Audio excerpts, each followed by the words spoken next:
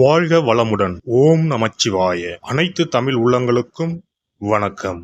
நிகழும் ஸ்ரீ மங்களகரமான சோபகிருது ஆண்டு மார்ச் மாதம் 14ஆம் தேதி வியாழக்கிழமை அன்று சதுர்த்தி திதியில் பரணி நட்சத்திரத்தில் வைத்ருதி நாம யோகத்தில் சித்தயோகம் கூடிய நன்னாளில் இந்த மகத்தான பங்குனி மாதம் பிறக்கிறது. பிறக்கும் இந்த பங்குனி மாதத்தின் கிரக நிலைகளை பார்க்கும்போது மேசத்தில் குரு பகவானுடன் இணைகிறார் சந்திர பகவான். கன்னி ராசியில் கேது பகவானும் மகர ராசியில் செவ்வாய் பகவானும் உள்ளனர். சூரிய பகவான், புதன் பகவான், ராகு பகவான் மீன ராசியில் சஞ்சாரம் செய்கின்றனர். கும்பராசியில் சனி பகவானுடன் சுக்கிரன் உள்ளார். இம்மாத கிரக பெயர்ச்சி என எடுத்துக்கொண்டால் செவ்வாய் பகவான் மகரத்தில் இருந்து கும்பராசிக்கு பெயர்ச்சி அடைகிறார். சுக்கிர பகவான் கும்பத்தில் இருந்து மீனராசிக்கு பெயர்ச்சி அடைகிறார். சந்திர பகவானை பொறுத்தவரை மேசத்தில் ஆரம்பித்து 2.25 நாட்கள் வீதம் 12 ராசிகளை கடந்து ரிஷபத்தில் அமர்ந்து பலன்களை தரப்போகிறார். இம்மாத சிறப்பாக குரு பகவான் நீச நிலையில் இருந்து வக்ர நிலைக்கு மாறுகிறார். இதன் காரணமாக உச்ச பலன்களை அள்ளித் தரப்போகிறார் குரு பகவான். இந்த கிரக அமைப்பினால்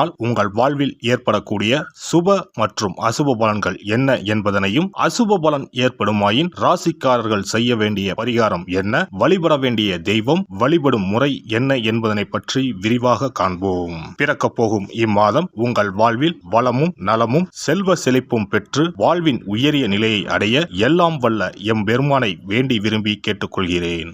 மிதுன ராசி அன்பர்களே, இந்த மாதம் பணவரத்து அதிகரிக்கும். உங்களது அறிவு திறமை வெளிப்படும். உங்கள் வார்த்தைக்கு மதிப்பு உண்டாகும். அடுத்தவர்களின் குற்றச்சாட்டுக்கு ஆளாக நேரலாம். கவனமாக இருக்கவும். அதிகமாக உழைக்க வேண்டியிருக்கும். தொழில் வியாபாரத்தில் லாபம் கிடைக்கும். சாமர்த்தியமாக வாடிக்கையாளர்களுடன் பேசி அவர்களை தக்க வைத்துக் கொள்வீர்கள். உத்தியோகத்தில் இருப்பவர்கள் எதிர்காலம் பற்றிய திட்டங்களை வகுப்பார்கள். பணவரத்தும் இருக்கும். குடும்பத்தில் கணவன் மனைவிக்கு இடையே இருந்த மன வருத்தம் குறையும். குடும்பத்தில் இருப்பவர்களின் ஒத்துழைப்பு கிடைக்கும். பிள்ளைகளின் மீது கவனம் தேவை. வாகனங்களால் செலவுகள் இருக்கும். குடும்ப உறுப்பினர்களின் உடல்நிலையில் கவனம் தேவை. பெண்கள் மற்றவர்கள் உதவியுடன் செய்யும் காரியங்கள் சாதகமான பலன் தரும். சிக்கனத்தை கடைபிடிப்பது நல்லது. மாணவர்களுக்கு சக மாணவர்கள் மற்றும் நண்பர்களிடம் அதிகம் பேசி பழகுவதை தவிர்ப்பது நல்லது. பாடங்களில் கூடுதல் கவனத்துடன் படிப்பது நன்மை தரும். கலைத்துறையினரை பொறுத்தவரை கவனமாக இருக்க வேண்டும். எதிர்பாலினத்தவரிடம் பழகும்போது எச்சரிக்கை அவசியம். எதை பற்றியும் கவலைப்படாமல் தீர ஆலோசித்து எதையும் செய்வது நல்லது.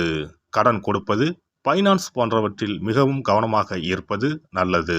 அரசியல் துறையினருக்கு புதிய ஒப்பந்தங்கள் கை கொடுக்கும். எந்த கொள்முதலையும் தயக்கமின்றி செய்யலாம். வியாபாரம் பெருகும். போட்டியாளர்கள் விலகிச் செல்வார்கள். நட்சத்திர பலன்கள் மிருக சிரிசம் 3-4 பாதங்கள்.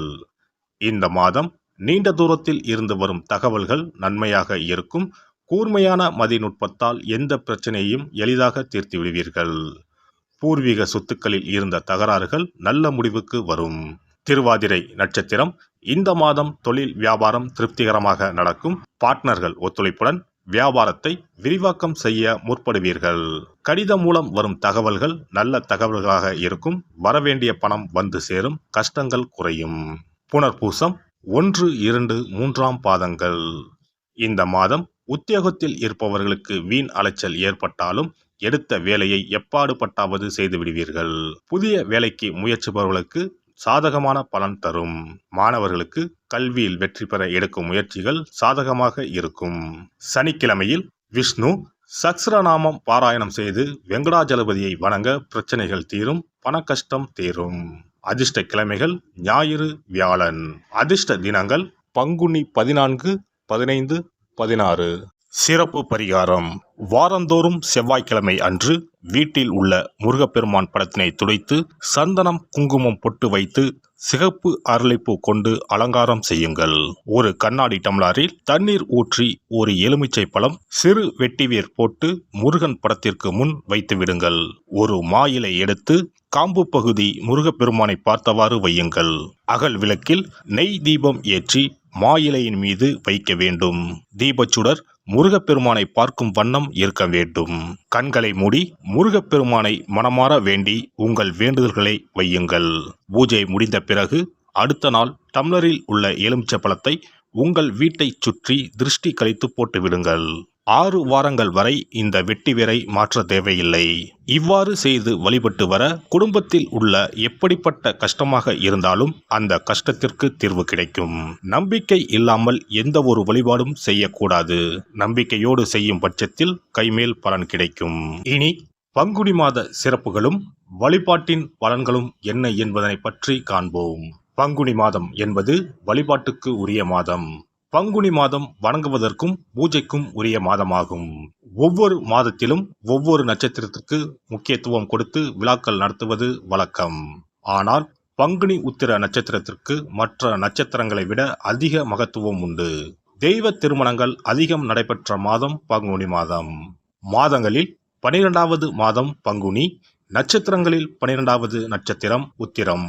12வது மாதமான பங்குனியும் 12வது நட்சத்திரமான உத்திரமும் இணையும் புனித நாள் பங்குனி உத்திரம் என்று கொண்டாடப்படுகிறது. எனவே பங்குனி மாத உத்திரத்தின் சிறப்புகள் அதிகம்.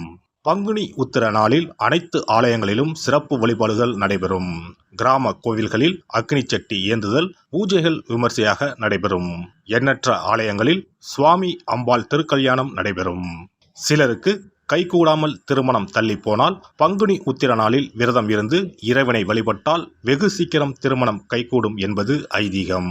அதோடு காதலிப்போர் மனதுக்கு பிடித்தவரை கரம் பிடிக்கவும் பங்குனி உத்திர விரதம் இருப்பது மிகுந்த பலனை கொடுக்கும். பங்குனி உத்திரம் கல்யாண விரதம் என்றும் அழைக்கப்படுகிறது. 8 வகையான மகா விரதங்களில் கல்யாண விரதமும் ஒன்று. ஆகவே இந்த நாளில் திருமணம் ஆகாத இளையோர் விரதம் இருந்து தமக்கு நல்ல வரன்கள் கிடைக்க வேண்டும் என்று சிவபெருமானையும் பார்வதி தேவியாரையும் வேண்டுவது நல்ல பலன்களை பெற்றுத்தரும். இத்தினத்தில் மேற்கொள்ளும் விரதம் மிகவும் விசேஷமானது. நீண்ட நாள் ஒற்றுமையுடன் வாழ விரும்பும் தம்பதியர் விரதம் இருந்து சிவனுக்கும் சிவ பார்வதிக்கும் அபிஷேகம் செய்வார்கள். இந்த விரதத்தை முருகனை வேண்டியும் செய்யலாம். அதோடு அன்னதானம், வஸ்திரதானம் செய்வதும் சிறப்பானது. ஜாதக தோஷத்தால் திருமணம் தடைப்பட்டவர்கள் வழிபாடு மேற்கொள்ளவும் சிறந்த நாள் இதுவாகும். செவ்வாய் தோஷம் காரணமாக திருமண தடைகளை சந்திப்பவர்களுக்கு பங்குனி உத்திரத்தன்று முருகனை மனமுருகி வணங்கினால் திருமண தடைகள் நீங்கி திருமணம் சுபமாக முடியும். குழந்தை பேரில்லாமல் தவிப்பவர்கள் பங்குனி மாத விரதம் இருந்து அம்மன் கோவில்களுக்கு சென்று வழிபட அந்த அம்மனின் அனுக்கிரகத்தால் நிச்சயம் புத்திர பாக்கியம் கிடைக்கும். தொழில் மற்றும் வியாபாரங்களில் ஈடுபடுபவர்கள் தமிழ் வருடத்தின் கடைசி மாதமான பங்குனி மாத தினத்தில் திருஷ்டி பூசணிக்காய் வாங்கி உங்கள் வியாபார இடங்களை திருஷ்டி கழித்து அதற்குரிய நேரத்தில் உடைக்க வேண்டும். இப்படி செய்வதால் உங்களுக்கு இந்த ஆண்டு ஏற்பட்ட தோஷங்கள் அனைத்தும் நீங்கும். பங்குனி உத்திர நன்னாளில் நம்மால் முடிந்த அன்னதானங்களை செய்வது மிகுந்த புண்ணியம் தரும். எலுமிச்சை சாதம் அல்லது தயிர் சாதம் அல்லது சர்க்கரை பொங்கல் என அன்னதானம் செய்யலாம். அதேபோல் நம்மால் முடிந்த அளவுக்கு மஞ்சள், சரடு, குங்குமம், கண்ணாடி என மங்கள பொருட்களை பெண்களுக்கு வழங்குவது விசேஷ பலன்களை கொடுக்கும். முருகப்பெருமான் நமக்கு இதுவரை இருந்த காரிய தடைகள் அனைத்தையும் களைந்து நமக்கு நல்வழி காட்டி அருளுவார். பங்குனி மாதத்தில் அனைத்து நாட்களிலும் கோவிலுக்கு சென்று வருவது மிக்க பலனை தரும். மேலும் செல்வ செழிப்புடன் வாழ்வதற்கு உதவும். எல்லாம் வல்ல இறையருளால் நீங்களும் உங்கள் அன்பு குடும்பமும் உடல் நலம், நீலாயுள், நிறை செல்வம், உயர் புகழ், மெய்ஞானம் ஓங்கி வாழ்க வளமுடன். இந்த வீடியோ பதிவு உங்களுக்கு பிடித்திருந்தால் லைக் பண்ணுங்க, கமெண்ட் பண்ணுங்க, ஷேர் பண்ணுங்க, மறக்காம சப்ஸ்கிரைப் பண்ணுங்க, பக்கத்துல இருக்கிற பெல் பட்டனை கிளிக் பண்ணுங்க. நன்றி, வணக்கம். ஓம் நமச்சிவாய. சிவாய நம.